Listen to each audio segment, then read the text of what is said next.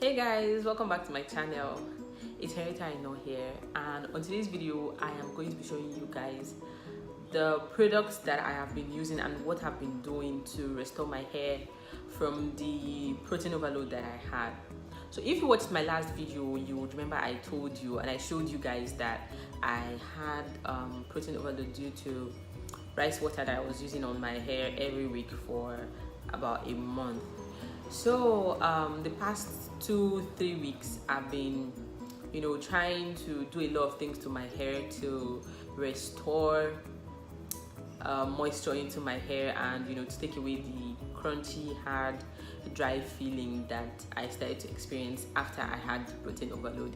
And a lot of you guys requested that I showed you guys the products that I will be using and show you guys what I'll be doing to handle the situation. And this is what I am going to be showing you guys in this video. And another thing is, it's been like 3 weeks and I can say that my hair is like 80% restored. Like my hair is soft, it's no longer hard, just a little in this front area. So like whatever I've been doing, it's been working and I'm really excited. This hair, I'm about to wash my hair, but I wanted to come do this video just to show you guys what I've been doing. Then at some point I would go wash my hair and then come back and show you guys what my hair looked like, because in the last video I did show you guys what my hair looked like when it was wet without any product in it, and you guys could see you guys really saw how inelastic it looked, how stretched it looked, like it lost all elasticity and it was just limp, and it was just it was just really annoying. But I'm going to wash my hair at some point in this video and then come back and show you guys what my hair looks like without any product in it, and you definitely see that my hair is getting better and it's really exciting. So yeah, let's just get into this video. So the first thing you want to do is to cut away protein. So you would have to sit down and look through your product stash or the products you're currently using. You're going to have to read it. Like, you're not going to like scroll through it or something. You're going to read it to be sure that your products don't contain any protein. So from your shampoo, your deep conditioner, your leave-in conditioner, your moisturizers, your twisting creams, like anything you'll be using on your hair that particular period should not contain any protein, because at this point you're already having protein overload. So you want to be sure that you're not putting any protein into your hair. So you have to go through your product stash, and any product that contains protein, you would not be using it during this recovery period. So means if all your products contain protein, you probably have to buy protein-free products this period, like while you're trying to nurse your hair back to health. And when you're looking through your products for protein, you look for ingredients like keratin, hydrolyzed wheat protein, hydrolyzed oat, hydrolyzed soy protein. To make it easy, just Google types of protein in hair products. So they would give you a list of those proteins you stay with, those proteins that can be contained in hair products, and you look through your products. You look through your product ingredients to be sure that it doesn't contain any of those products, those proteins, that have been listed. So first, so when you have removed the protein products from your stash, then you have to start using, I don't know why this is really confusing, but you get the gist. Stay away from protein. That's all I'm trying to say. Stay away from protein. You have to use products that don't contain protein during this period, and that's what I'm going to be showing you guys, what I have been using that don't contain protein. So first thing you need to get a clarifying shampoo, right? Because you have to clarify your hair, you have to remove product buildup. So the first thing you want to do is get a protein-free clarifying shampoo. And that's quite difficult, but I was able to get this one, VO5. This is really cheap. It cost me about 800 naira, and that's like less than $3. And yes, it does have sulfate, but it's a clarifying shampoo, so I can excuse that. And you won't be using this all the time, maybe just once a month to just remove excess buildup. And yes, so the first thing you want to do is clarify your hair. The next thing you want to do is trim your hair, and this is the most difficult part. Like, this was the most difficult part for me, because I this year I really just wanted to retain every length that my hair grew. Sorry for the noise once again. Like, it's so difficult to be a blogger in Nigeria and make videos during the day because everybody's moving around and it's all noisy. But hey, I'm sorry for that. So the next thing you want to do is trim your hair, and that's the most difficult part. And it's really important to trim your hair because your ends are usually really dry. Then when you have protein overload, your hair becomes dry and your ends become like ×2, like way drier than it used to be. And you can feel it. Like once you run your hands through your hair, your ends literally feels like grass, and it starts to tangle up together. So when you're doing anything to your hair, you find out that you're losing a lot of hair. And that was what happened to me, because I was trying to see how I could treat my hair without trimming the hair. But I did it first week and it was really annoying to deal with my hair, and I just had to tell myself that, okay, what, the best thing to do is to trim this ends up. So I ended up trimming about 2 inches of my hair. It was really painful, but yeah, I had to do it for the length of my hair. And it's really important to let go of those ends, because it will cost you a lot more damage if you don't get rid of it. And this does not just apply to protein overload. If you're just experiencing split ends, dry ends, and you're trying to just walk around it, it's always better to trim it off, because that way you can really focus on nursing your hair back to life, and you don't have to deal with all those annoying excessive tangling and shedding. That could just be the reason why your hair is shedding, because of your ends that are really in a bad condition. So after I trimmed my hair, I found that it was much easier to deal with my hair. My hair wasn't tangling a lot, so detangling my hair was much easier. It was much easier to apply my product. I had less shedding because my hair tangled less. So yeah, trimming my hair was definitely, it definitely helped me, it definitely helped me in the process of recovery. Because truth is, after I found that I had protein overload, that week I was really not happy with my hair. It almost felt like my hair, it was a hopeless situation. It almost felt like there's no coming back from this, and I'll probably have to cut my hair and start afresh. But after I trimmed my hair, it really felt like, okay, this is not so bad, because the dryness was what put me off in the first place. So after you clarify your hair, you want to go ahead and deep condition. So now you have to find a deep conditioner that is protein free. And I've been using this one, this intensive hydration hair mask, Manuka honey and Mafura oil from Shea Moisture. I was using this deep conditioner, like I've always used it, but I had other deep conditioners. But when I went through the ingredient list and I found out that this didn't have protein, I was really excited, because I've always loved this deep conditioner, and so far this is what I've been using, and it's been amazing, and it's really moisturizing. So if you need moisture, not just if you're suffering from protein overload, if you just need a deep conditioner that thoroughly moisturizes your hair, this is something that you should totally try. Like, it's really amazing. So what I usually do is, when it's time for me to deep condition my hair, I spoke in my last video that you need to look for ingredients that like you need to look for humectant, honey, glycerin, aloe vera gel. These ingredients can help to attract moisture from the air into your hair. That's how they work. So honey, glycerin, aloe vera gel. And for me, the easiest to get was definitely honey. So I've been incorporating honey into my hair as much as possible. So when it's time for me to deep condition my hair, I take about 2 tablespoons of my deep conditioner. I put it in a glass bowl, and then I mix in 2 tablespoons of honey, 2 tablespoons of aloe vera gel, and maybe a tablespoon of oil, maybe castor oil, or any of my oils that I just find. So, and I mix it together. I put in my Ayurvedic herbs, because I've been doing Ayurvedic herbs a lot lately. I put in my amla powder, just a little bit, amla powder, hibiscus, and neem. I don't use henna because henna is strengthening, and at this point you don't want to use any strengthening treatments in your hair because you're suffering from too much hair strength. So once I mix it up together, I deep condition my hair with it. And another thing that I started doing was deep conditioning my hair with heat.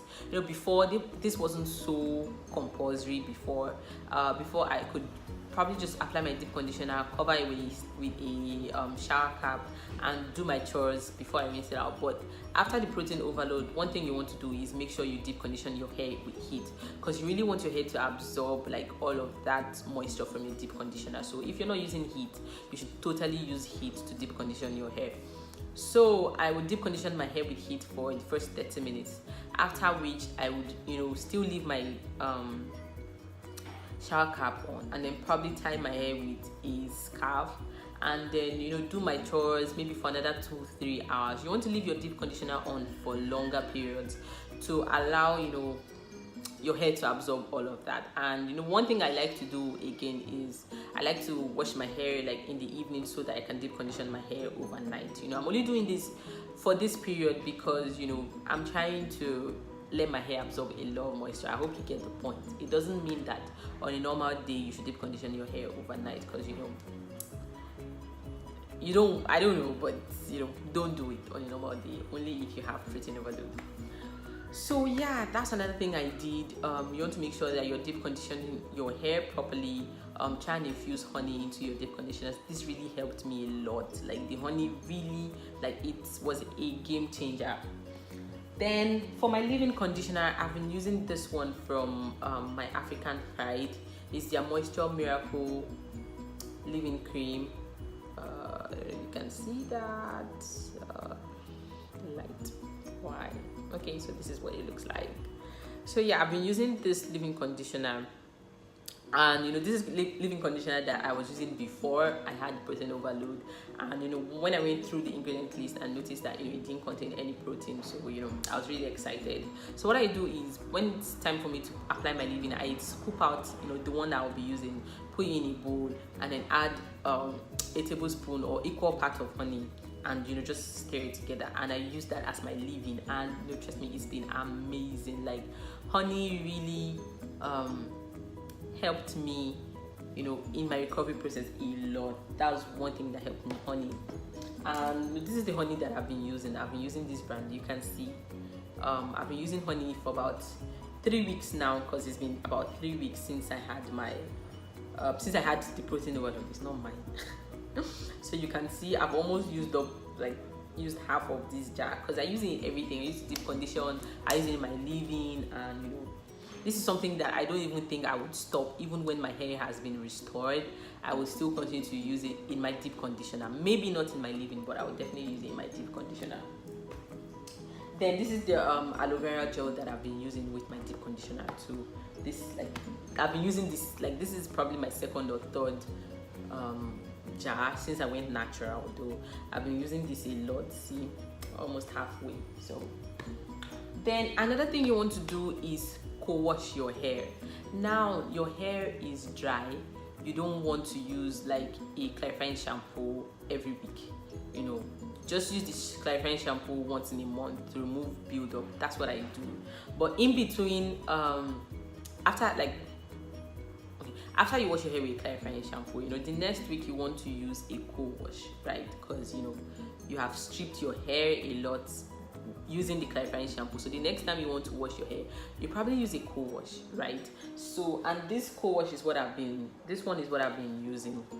I just got this one. I've not actually even used it yet, but I had an old one in the house that I used before. So this is a new container, and this container is really cheap. You want to make sure that it's protein free too, so make sure you check your ingredients. This time you have to really read your ingredients list. It's really important. You have to read it through to make sure that there's no protein hiding in there. So yeah, this is the one that I will be using. So far I've actually only co-washed my hair once. It's been 3 weeks. I did a clarifying shampoo wash the first week, I did a co-wash the second week, and the third week I used a moisturizing shampoo. So for the moisturizing shampoo, this is what I'm using. I'm using the Cantu nourishing shampoo. This is from their kids range, yeah, because I really wanted to be sure that the shampoo that I'm using is really mild. You don't want something harsh, you don't want something that will strip your hair. You want something that is really mild. And I just figured, okay, it's for kids, like, and it says here that it's really gentle care. So this is the shampoo that I'm using as my moisturizing shampoo. So basically you need three shampoos. No, you need two shampoos. You need a clarifying shampoo and a moisturizing shampoo. Yeah, a clarifying shampoo for your once in a month clarifying washes, and then the moisturizing shampoo for every other week that you will be washing your hair before it's time to clarify it. I hope I'm not talking too much and you understand the gist. You don't have to co-wash, but I would really advise you to co-wash, because this period your hair is really dry. So sometimes it's not actually dirty, but it's just dry, and you just need to refresh your hair. So during those periods you would probably use a co-wash. That's why it's really important to use a co-wash, and you want to make sure that you're not stripping your hair that is already dry of any moisture, because at this point you need all the moisture you can get. So you want to keep it safe when it comes to washing your hair. So I really advise for you to co-wash. So what I do is, what I plan to do, or what I'm currently doing is, the first time I clarified my hair with clarifying shampoo. The second time I used a co-wash. The third time now I'm going to use a moisturizing shampoo. Then the fourth time I would use a co-wash, and then the fifth time I would use a clarifying shampoo, just to clarify my hair and remove any product buildup. So but you can experiment with this though, but the clarifying shampoo should be like once in a month thing, so you're not overdoing it, just to remove excess buildup. And then I mentioned in my last video that when I watched videos and read articles concerning how to deal with product buildup, protein overload, they said not to use coconut oil. So I've kind of like been staying away from coconut oil, and normally I would use my shea butter whip to seal my hair, but that has coconut oil in it. So I've been using this the Main Choice growth oil to seal my hair. Like, this is normally a scalp oil, yeah, but I didn't have any other one, and I'm tired of buying products. So I use this as a sealant, and it kind of works. Like my hair didn't dry out or anything, and it was really light. So I would use this for the meantime before I can go back into incorporating other my normal products into my hair routine. So yeah, that's about all the products that I've been using, and so far my hair is about 80% better. Like I said, I would go wash my hair now and come show you guys what my hair looks like without any product in it, and you would definitely see that the elasticity is returning, and then you would see that so far my hair is getting better. It's been only 3 weeks. Normally from people that I watched on YouTube, they said it took about 6 weeks for their hair to return back to normal. It's only 3 weeks, and my hair is doing really good thanks to honey. And I told you honey really helped me. So yeah, I would be back. So guys, I'm back. This is what my hair looks like freshly washed. You can see that it has definitely shrunk up a lot, and you can see my curls here popping, and this is something that I didn't get before now. You can see curl definition. My hair is becoming more elastic, and it's not 100% there. Like I said, that this front part, I still have a little bit of dryness and hardness here, but compared to the back of my hair, like back of my hair is almost there. So like, this is really an improvement. Like, this is my hair freshly washed, no products, no nothing. I've not even applied my deep conditioner yet. I just wanted to come show you guys how much improvement my hair has had, and this is a lot of improvement. This is a lot of improvement to me. seeing how bad my hair was about 2 weeks ago. Like, I almost cried, guys. So yeah, so that's it. That's it about the product that I've been using and what I've been doing. I forgot to mention that protective styling this period is really important, because your hair is pissing you off, and you don't want to always have to deal with it every day. If not, trust me, one day you're going to pick up a scissors and just cut it off. So you want to try to protect your hair. Aside the fact that your hair is pissing you off, it's important that you don't deal with your hair a lot this period. So do a protective style that will probably last you a week.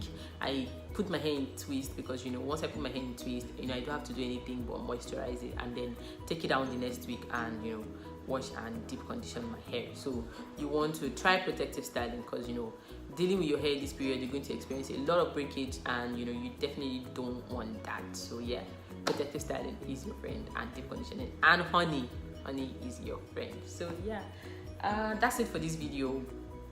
It was really long, so unlike me, to do really long videos, but it's totally worth it. I hope you really enjoyed watching this video. If you did, don't forget to give it a thumbs up, and don't forget to share this video with your friends who might be experiencing same protein overload. And yeah, if you're not yet subscribed to my channel, please don't forget to hit the subscribe button and be part of my family. So yeah, thank you for watching, and see you on my next video. Bye.